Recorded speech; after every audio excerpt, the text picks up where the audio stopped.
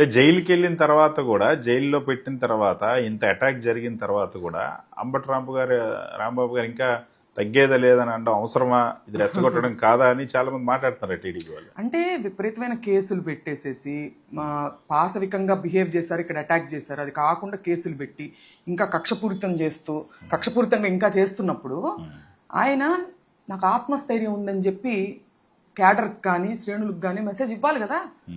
ఉన్నప్పుడు న్యాయ వ్యవస్థ మీద నాకు నమ్మకం ఉంది అని చెప్పి ఉత్సాహపరిచేటువంటి ప్రయత్నంలో భాగంగా అవి చేశారు తప్పితే గల్లా మాధవి గారు వచ్చి ఇట్లా సిగ్నల్స్ ఇస్తూ సైకిల్ చేస్తూ మా మీద అటాక్కి ఉసుగు వెళ్ళిపారే, అట్లాంటి సైకిల్ కాదండి. చంద్రబాబు నాయుడు గారు కూడా ఈ సంఘటన తర్వాత మాట్లాడుతూ, వీళ్ళు చూడండి బూతుల పార్టీ, బూతులతో రాజకీయం చేస్తూ ఉన్నారు, నన్ను అబ్యూజ్ చేస్తూ ఉన్నారు అని చెప్పి అంబటి రాంబాబు గారు పేరు ఎత్తలేదు కానీ ఆయన ఉద్దేశించి మాట్లాడారు. అంటే ఆయన వాళ్ళ పార్టీలో ఉన్నటువంటి అయ్యన్ పాత్రులు గారు ఏం మాట్లాడారు, అచ్చెన్నాయుడు గారు ఏం మాట్లాడారు, బండారు సత్యనారాయణ గారు ఏం మాట్లాడారు, హోమ్ మినిస్టర్ అనిత గారు మహిళ ఆవిడేం మాట్లాడారు, ఇవి కూడా ఒకసారి చూడాల్సిన అవసరం ఉంది, ఆత్మవిమర్శ చేసుకోవాల్సిన అవసరం ఉంది. ఆయనకు అవి అందుబాటులో లేకపోతే ఎవరైనా అడిగినా కూడా ఇస్తారు, అవన్నీ సోషల్ మీడియాలో సర్క్యులేట్ అవుతున్నాయి కదా. సో ఇప్పటికీ మీరు ఇచ్చినటువంటి కంప్లైంట్ మీద మాత్రం ఎటువంటి యాక్షన్ కనపడట్లేదు. సో దాన్ని ఎలా ముందుకు తీసుకెళ్తారు? లీగల్ ఫైట్ చేయబోతా ఉన్నారా?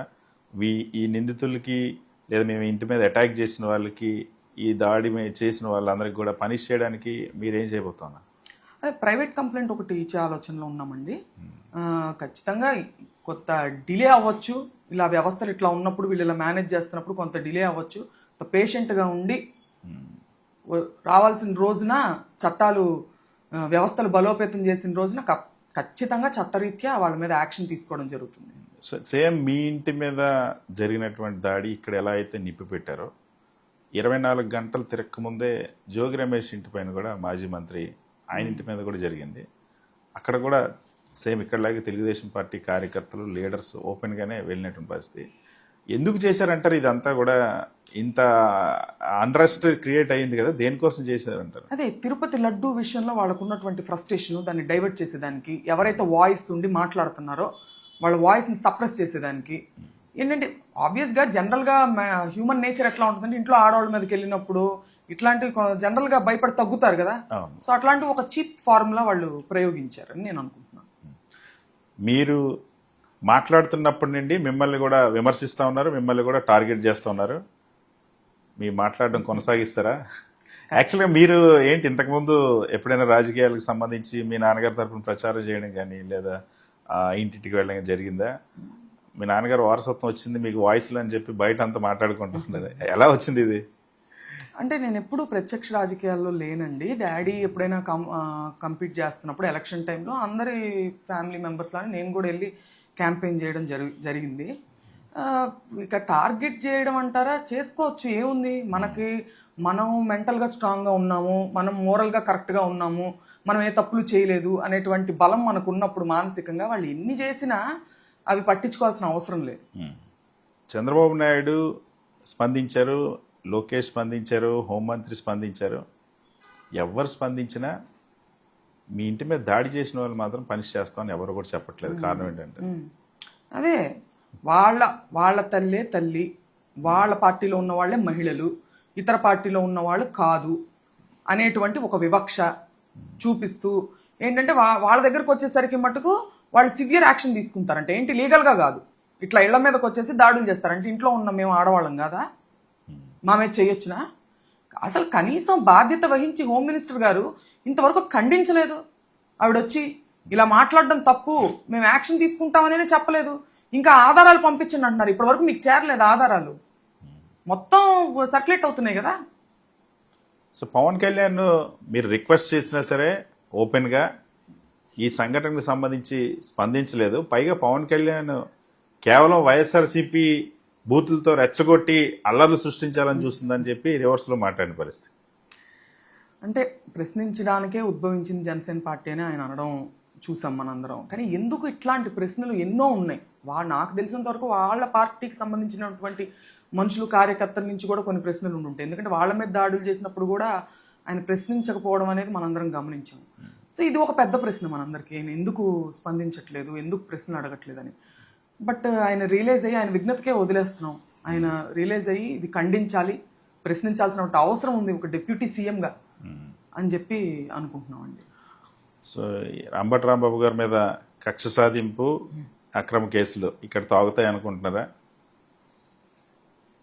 చూడాలండి, వేచి చూడాలి.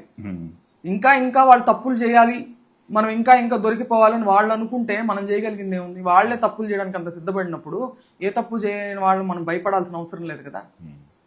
సో ఈ అటాక్ జరిగిన తర్వాత తెలుగుదేశం పార్టీ సోషల్ మీడియా యాక్టివిస్టులు ఒక పోస్ట్ పెట్టారు మేడం. ఆ రోజు కానీ గల్లా మాధవికి గల్లా రామచంద్రరావుకి అంబటి రాంబాబు దొరికిండుంటే అంత్యక్రియలు అయిపోయావని చెప్పేసి ఒక పోస్ట్ పెట్టారు.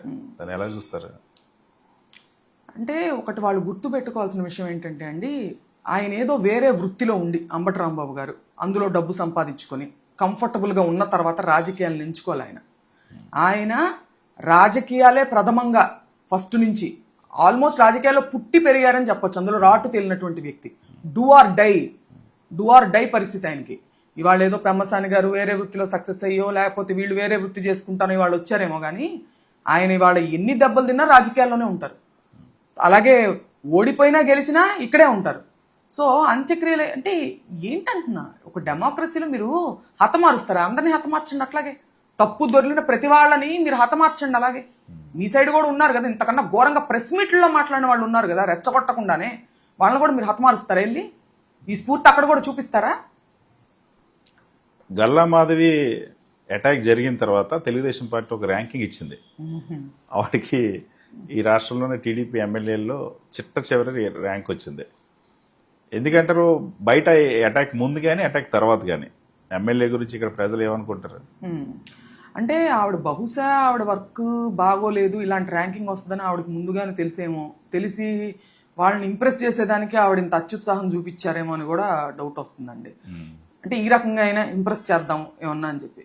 ఇప్పుడు ఆవిడకి ఆ ర్యాంక్ వచ్చింది, మేము కూడా పోస్టర్లు వేస్తాం, ఒప్పుకుంటారా? ఆవిడకి ర్యాంకింగ్ వచ్చిందని మనం కూడా పోస్టర్లు వేస్తే ఒప్పుకుంటారా వాళ్ళు? వర్క్ మీద కూడా వాళ్ళు ఆవిడ చూపిస్తే బాగుంటుంది. ఈ రకంగా ఇంప్రెస్ చేయడం కాకుండా మీ డ్యూటీ మీరు డెలివరీ చేస్తే బాగుంటుందని అనుకుంటున్నాను. సో మీరు ఆవిడ ప్రశ్నించిన తర్వాత ఆవిడ మళ్ళీ మీకు సమాధానం చెప్తూ మీరంతా సింపతి కోసం ప్రయత్నిస్తున్నారని, లేకపోతే డైవర్షన్ చేయడానికి ప్రజల్లో తప్పుదో పట్టించడానికి ప్రయత్నిస్తున్నారని అంటున్నారు. తిరుపతి లడ్డూ విషయాన్ని డైవర్ట్ చేయడానికి మీరు చేశారు. మా ఇంటి మీద దాడి చేశారు. మేము అదే చెప్తున్నాం. మేము డైవర్ట్ చేసేది ఏముంది ఇందులో? జరిగిన వాస్తవాలను మేము చెప్తున్నాం. మీరు తిరుపతి లడ్డూ పోస్టరు ప్రజల్లోకి వెళ్తుంది, ప్రశ్నిస్తున్నారు, దాన్ని డైవర్ట్ చేసేదానికి మీరు ఇది చేశారు. Thank you so much madam.